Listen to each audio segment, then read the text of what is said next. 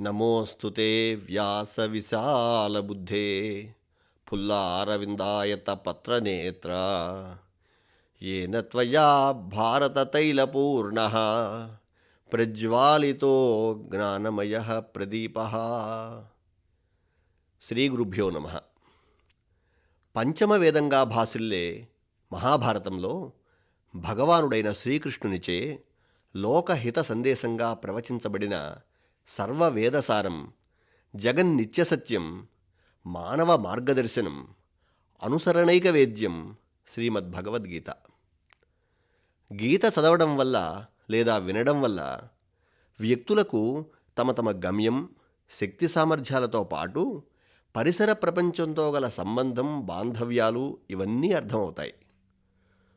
కొందరు భావిస్తున్నట్లుగా భగవద్గీత అంటే భక్తి కోసమో, ఆధ్యాత్మిక అభివృద్ధి కోసమో లేదా మానసిక ప్రశాంతత కోసమో చదివే మత గ్రంథం మాత్రమే కాదు. గీతను చదివితే మనలో ఆత్మగౌరవం, స్వేచ్ఛ పెంపొందడంతో పాటు సమత్వ భావన వృద్ధి చెందుతుంది. మనిషి పరిపూర్ణుడుగా ఎదగడానికి కావలసిన సౌశీల్యం సిద్ధిస్తుంది.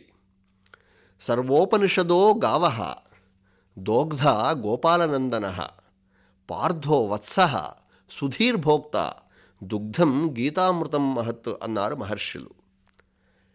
వేదాంగాలను మొత్తం కలిపి ఒక కామధేనువుగా భావన చేస్తే ఆ ఆవు నుండి పాలు పితికే వ్యక్తి శ్రీకృష్ణ పరమాత్మ.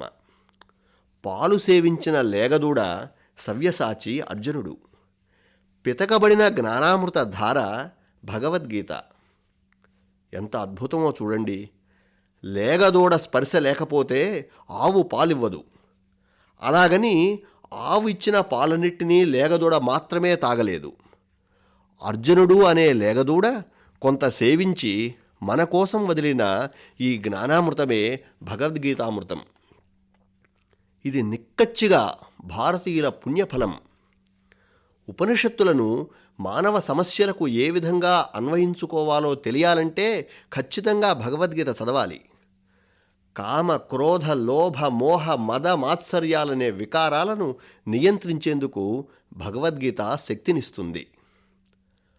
ఆత్మశోధన చేసుకునే విధానాన్ని తెలియజేస్తుంది. కర్తవ్యాన్ని ఎరుకపరచి మనల్ని జాగరూకుల్ని చేస్తుంది.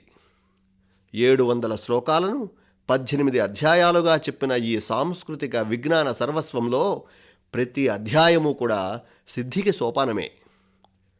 వ్యాస మహర్షి గీతను చెబుతుండగా వినాయకుడు వ్రాశాడట. ఈ మహత్తరమైన వేదాంతం మహాభారతంలోది. భారతం నుండి ప్రత్యేకించి గీతా విశిష్టతను జగద్విదితం చేసిన ఘనత ఆదిగురువులు, జగద్గురువులు శంకరాచార్య పరమాత్మునికి దక్కుతుంది. మన దేశ విజ్ఞానాన్ని గ్రహించవలసిన మార్గాన్ని సూచించిన శంకరాచార్యులు ప్రాతస్మరణీయులు. గీతాధ్యానంలో ఒక అద్భుతమైన శ్లోకముంది. అద్వైతామృతవర్షిణీం భగవతీం అష్టాదశాధ్యాయినీం అంబత్వామనుసందధామి భగవద్గీతే భవద్వేషిణీం. సనాతన మునీంద్రుడైనటువంటి వేదవ్యాసునిచే చెప్పబడి 18 అధ్యాయాలతో కూడి అద్వైతామృతమును వర్షిస్తూ సంసార సుఖ దుఃఖాలను నాశనం చేస్తున్నట్టి ఓ గీతామ తల్లి, నీకు నమస్కారం అంటున్న శ్లోకం ఇది. అంబా అంటే తల్లి అని అర్థం. గీతను తల్లిగా సంభావించారు ఈ శ్లోకంలో. స్వల్పమైన, సంకుచితమైన ఆలోచనలు, న్యూనత, హింసా ప్రవృత్తి, కుతంత్రాలు ఇలాంటి లోక కంటకాలన్నీ సంస్కృతంలో భవ అనే శబ్దంతో సూచించబడతాయి. భగవద్గీత భవద్వేషిణి అట. అంటే గీత కంటక నివారిణి అని అర్థం. ప్రాపంచిక భావాలని దూరం చేసి రుజుమార్గం చూపుతుంది కనుక భగవద్గీతను అంబా అని సంబోధించారు ఈ శ్లోకంలో. జాతిపిత మహాత్మా గాంధీ గీతా మహత్యాన్ని చెప్తూ, నేను చిన్నతనంలోనే నా తల్లిని కోల్పోయాను, కానీ అమ్మలేని కొరతను ఎప్పుడూ నేను అనుభవించలేదు. నిరంతరం నా దగ్గర ఉండే భగవద్గీత అమ్మలాగా నన్ను సంరక్షించింది అన్నారు. ఇదొక్క ఉదాహరణ చాలు భగవద్గీత యొక్క ప్రబోధాన్ని తెలుసుకోవాలంటే. శీల నిర్మాణం వ్యక్తిత్వానికి ప్రధాన భూమిక. స్వార్థం నుండి బయటపడి ఇతరులకు ఏవైనా మేలు చేయగలిగామా అని మనల్ని మనం ప్రశ్నించుకున్నప్పుడు అవును అనే జవాబు దొరికితేనే మన గుణం గొప్పదవుతుంది. శీల నిర్మాణం సరిగా లేకపోతే జీవితం అశాంతిమయమవుతుంది. అలాంటి దశలో ఒక నావలాగానో చుక్కానిలాగానో భగవద్గీత మనకు మార్గం చూపుతుంది. దేశ విదేశాలలో గీతకు అంతటి ప్రాచుర్యం లభించిందంటే దాని రహస్యం ఇదే. వ్యక్తిత్వం, శీల సంపద, తద్వారా జ్ఞానం, ఈ మూడు అంత సులభంగా పట్టుబడవు. ఎంతో సాధన కావాలి, తత్వం తెలియాలి, తన గురించి తెలియాలి, అలా తెలుసుకోవాలనే జిజ్ఞాస కలగాలి. లౌకిక విషయాలపై విరక్తి కలిగితేనే అలాంటి జిజ్ఞాస కలుగుతుంది. అలాంటి జిజ్ఞాస కలిగిన వారినే ధర్మ సమ్మూఢ చేతాహ అంటారు. అర్జునుడు భగవంతుడైన శ్రీకృష్ణుడికి అత్యంత సన్నిహితుడే. ఒకవైపు బంధువు, మరోవైపు నేస్తం, ఇంకోవైపు సచివుడు. అయితే ఇంతటి బాంధవ్యం ఉన్నప్పటికీ కూడా అర్జునుడికి ముందెప్పుడూ కూడా శ్రీకృష్ణుడు ధర్మ ప్రబోధ చెయ్యలే. జిజ్ఞాస ఉదయించే వరకు తత్వాన్ని చెప్పలేదు. కురుక్షేత్ర యుద్ధ సమయంలో కూడా కేవలం గమనిస్తూనే ఉన్నాడు. సారథి అయి రథం నడిపాడు. సేనయోరుభయోర్మధ్యే రథం స్థాపయమేచ్యుత యావదేతాన్ నిరీక్ష్యేహం యోద్ధు కామానవస్థితాన్ అని అర్జునుడు కోరితే రథాన్ని యుద్ధరంగం మధ్యప్రదేశానికి తీసుకుని వెళ్ళాడు. అందరినీ చూచి తనకు సాటిగా గల యోధుణ్ణి ఎంచుకొని అతనితో యుద్ధం చేయాలని అర్జునుడికి కోరిక. దీన్నే అహం అంటాం. అహాన్ని అధిగమిస్తేనే వైరాగ్యం లభిస్తుంది. అర్జునుడు తన దేహాన్ని నిత్యమని సత్యమని నమ్మి స్వజనులు అంటూ తాను భావించిన గురువులను, తాతలను, తండ్రులను, బంధువులను చూసి వారంతా మరణిస్తారని భావించి తన వల్లనే వారికి మరణం కలుగుతుంది అంటూ భ్రమించి విరక్తి కలిగి నకాంక్షే విజయం కృష్ణ నచ రాజ్యం సుఖాని చ కిం నో రాజ్యేన గోవింద కిం భోగైర్జీవితేనవా అంటూ కృష్ణుని ముందు మోకరిల్లాడు. ఓ శ్రీకృష్ణ పరమాత్మ, నాకు విజయం వద్దు, రాజ్యం వద్దు, సుఖాలు వద్దు, భోగాలు వద్దు అంటూ పరితాపం చెందాడు. దైవంపై ఆసక్తి కలిగే సమయం అది. అందుకే మార్గదర్శకుడై శ్రీకృష్ణుడు అప్పుడు జ్ఞానబోధ ప్రారంభించాడు. అది నిజానికి అర్జునుడికి విషాద సమయం కాదు, జ్ఞాన సంబంధమైంది కనుక ఆ సమయాన్ని యోగ సమయం అన్నారు. భగవద్గీతలో మొదటి అధ్యాయాన్ని అర్జున విషాద యోగము అనడానికి కారణం అదే. మానసిక దౌర్బల్యాన్ని కప్పిపుచ్చుకుంటూ తమను తాము ధర్మాత్ములుగానో, సత్యశీలుగానో, సద్గుణ సంపన్నులుగానో ఇతరులు గుర్తించాలని కోరుకోవడం మానవ సహజ గుణం. కులక్షయం ప్రణశ్యంతి కులధర్మాః సనాతనాః ధర్మే నష్టే కులం కృష్ణం అధర్మోభిభవత్యుత. యుద్ధం వల్ల కులం నశిస్తుంది, కులక్షయం వల్ల ధర్మాలు నశిస్తాయి. దురాచారం గనక పెరిగినట్లయితే సమాజం మొత్తానికి నష్టం వాటిల్లుతుంది. తద్వారా ఏర్పడే అధర్మ వ్యాప్తి వల్ల కులస్త్రీలు చెడిపోతారు. ఆపై వర్ణసంకరం జరుగుతుంది. ఓ జనార్దన, కులధర్మ నాశనానికి కారణమైన వారికి నరకం ప్రాప్తిస్తుంది అంటూ విన్నాను అని చెప్పి తన అసమర్థతను సమర్థించుకుంటూ కృష్ణుని దగ్గర అర్జునుడు తన సామాజిక దృష్టిని ప్రకటించాడు. యుద్ధం కంటే తనకు మరణమే శ్రేయస్కరంగా తోస్తున్నది అంటూ బలహీనతను తప్పిపుచ్చుకునే తత్వాన్ని తనకు తెలియకుండానే తాను ప్రకటించుకున్నాడు. ఇది అర్జునుడి విషాదం.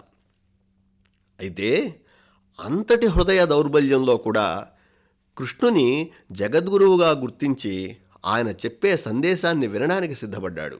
ఇది యోగం. అర్జున విషాద యోగం భగవంతుడు జగతికి అందించిన కర్తవ్య ప్రబోధం. చరాచర జగత్తులో అపవిత్రమైనది కానీ, అసహ్యకరమైనది కానీ ఏదీ ఉండదట. భయాన్ని కలిగించేది కూడా ఏదీ లేదు. సృష్టి సమస్తము దైవస్వరూపమే. మనం గనక బలహీనులమైతే బాధలు కలుగుతాయి.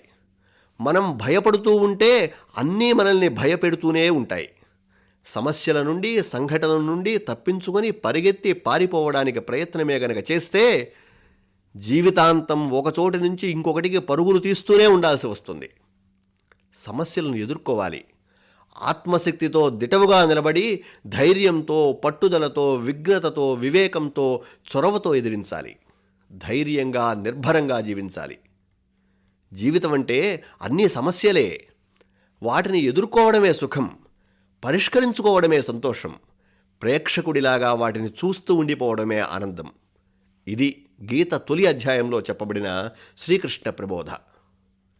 వేదాంత శాస్త్రానికి అద్భుతమైన వ్యాఖ్యానం ఇది. కర్తవ్యాన్ని విస్మరించి పారిపోవడం గొప్ప కాదు. పిరికితనం, బలహీనత, ధీరత్వం అనిపించుకోదు.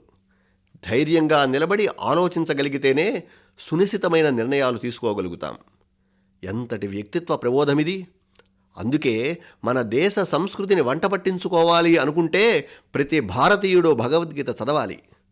ఊరికే వదిలేసేట్టుగా కాకుండా మనసుకు ఎక్కించుకునేలాగా చదవాలి. యదా సర్వే ప్రముచ్యంతే కామాయే అస్య హృది స్థితాః అధమర్చ్యో అమృత భవతి అత్ర బ్రహ్మ సమశ్నుతే అంటోంది కఠోపనిషత్తు. మన ఇంట్లోకి లేదా మన గదిలోకి ఒక తేలు కానీ, పాము కానీ ప్రవేశించడం మనం చూసామనుకోండి, దానిని తరిమేసేదాకా నిద్రపట్టదు. ఆ గదిలో మనం ఉండలేము. తగిన వారిని పిలిపించుకొని వారి సహాయంతో ఆ వచ్చిన క్రిమికీటకాలను తరిమివేస్తాం. అలాగే మాయ, అజ్ఞానము, అవిద్య అనేవి ఎంతో కాలం నుండి మనలో తిష్ట వేసుకొని ఉంటాయి కూడా. దాని అస్తిత్వం తెలియనంత వరకు మనం వాటిని వదిలించుకోలేం. ఏదైనా గురువును ఆశ్రయించి మనలో ఉండే లోపాలను గనక గుర్తించగలిగామా, వెంటనే వాటిని పారద్రోలి స్వస్థత పొందుతాం. అందుకే సద్గురులను ఆశ్రయించటం మాత్రమే జ్ఞాన సముపార్జనకు మార్గం అని తెలుసుకోవాలి. సత్యాన్ని గుర్తించగల శక్తి ఉన్నప్పటికీ దానిని ఆచరించాలి అనే తపన లేకపోతే మనం రుజుమార్గంలో నడవలేం. అందుకే ఎరుకతో పాటుగా జిజ్ఞాస యొక్క అవసరాన్ని కూడా భగవద్గీత మనకు ప్రబోధిస్తోంది. సీతాదేవి అశోకవనంలో నిర్బంధించిన రావణుడు తనను చేపట్టమని ఎన్నో విధాలుగా ప్రబోధిస్తూ ప్రాధేయపడుతూ ఉన్నాడట. సీత కోసం ఒక్కొక్క మాట పలవరించేవాడట, దుఃఖాక్రాంతుడయ్యేవాడట, పరిభ్రమించేవాడట. ఇలా బాధపడుతూ ఉంటే రావణాసురుడి బాధను చూడలేని అతని పట్టపురాణి మండోదరి ఒకరోజు భర్తను చేరి, ఓ స్వామి, మీరు ఈ విధంగా సీతను పొందడం కోసం కష్టపడుతూ ఉండటం నన్ను చాలా బాధిస్తోంది. మీకు అష్టసిద్ధులు తెలుసు కదా, ఇప్పటికిప్పుడే అచ్చంగా శ్రీరామచంద్రుడిలాగా మారిపోయి సీత దగ్గరికి వెళ్ళండి. ఆమె తప్పకుండా మీకు వశమవుతుంది, మీ కోరిక కూడా తీరుతుంది అని సలహా చెప్పిందట. రావణుడు ఎంత అద్భుతంగా బదులు చెప్పాడో తెలుసా? ఓ మండోదరి, నీవు చెప్పిన సలహా ఎంతో అసాధ్యమైనది. అలా చేయడానికి అస్సలు వీలు కాదు. ఒకవేళ అలా ఆచరించడం వల్ల నా మనోరథం కూడా సిద్ధించదు. ఎప్పుడైతే నేను శ్రీరాముని రూపాన్ని పొందుతానో ఆ క్షణాననో నాలోని ఉండే కోపం, కామం రెండూ పటాపంచలైపోతాయి అని చెప్పాడట. రావణాసురుడు చాలా గొప్పవాడు, జ్ఞాని, సత్యాన్ని గుర్తించగల శక్తి ఉన్నవాడు.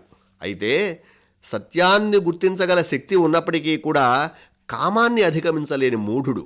అందుకే తన వినాశానికి తానే ప్రణాళిక రచించుకున్నాడు. లోకంలో సాధారణంగా అందరి పరిస్థితి అదే.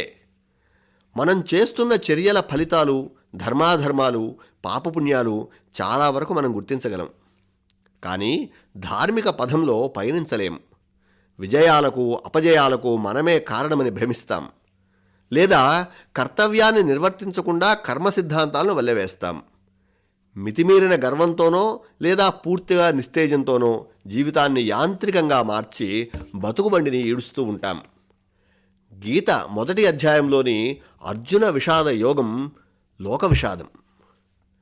పరీక్షా సమయాలలో కుంగిపోయే మానవ ప్రవృత్తికి అర్జున విషాదం ఒక నిదర్శనం. లోకమంతా ఆనందమే, ఇక్కడ విషాదానికి తావులేదు. మాయ వల్ల నిజాన్ని చూడలేక భ్రమలో పడి అసత్యాలన్నిటినీ సత్యాలుగా నమ్మి మనం ఆతృతపడుతూ ఉంటాం. దీపజ్యోతి గనక వెలగాలంటే ప్రమిద, తైలము, వత్తి అనేవి ఎలాగైతే అవసరమవుతాయో, జ్ఞానజ్యోతి వెలగాలంటే వైరాగ్యము అనే ప్రమిద, భక్తి అనే తైలము, మానసిక ప్రశాంతత అనే ఏకాగ్రత, వత్తి అవసరమవుతాయి. ఈ మూడింటిని జతచేసి జిజ్ఞాస అనే అగ్నితో వెలిగిస్తేనే జ్ఞానజ్యోతి ప్రకాశవంతమై లోకమంతా వెలుగులు పంచుతూ ఉంటుంది. వచ్చే వారం సాంఖ్యయోగాన్ని గురించి చర్చించుకుందాం. లోక సమస్తాః సుఖినో భవంతు. స్వస్తి.